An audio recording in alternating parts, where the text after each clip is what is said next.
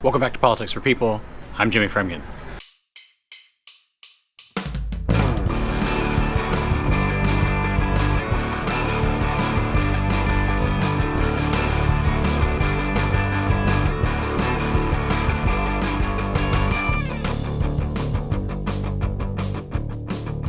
You might be looking at me and judging me really hardcore for not wearing a mask, but it's for a very good reason.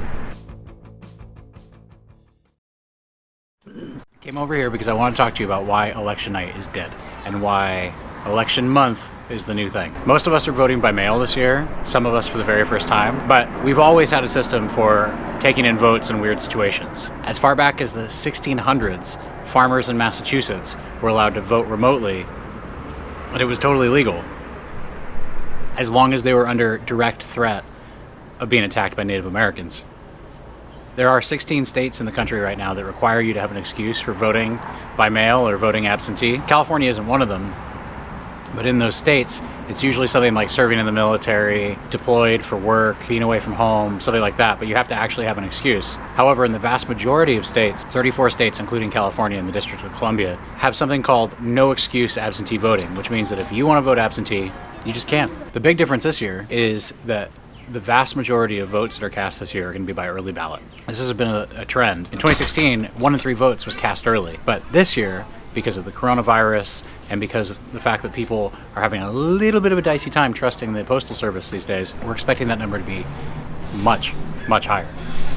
In fact, you can vote right now. The big question is when the state that you vote in is going to cut off count for your ballot. Swing states have been mired in litigation all year this year over when they can cut off counting their ballots.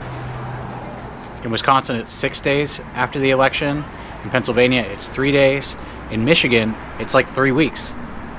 Every state's a little bit different. In a normal year, it's hard enough to get your ballot in on time, but this year, it's going to be especially difficult because of delays of the Postal Service. That's going to affect a huge group of people that vote by mail.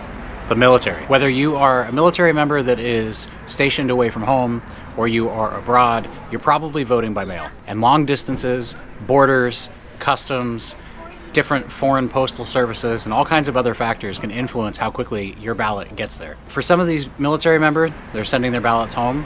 It could take up to 36 days for their ballot to get from where they're stationed to the county election office.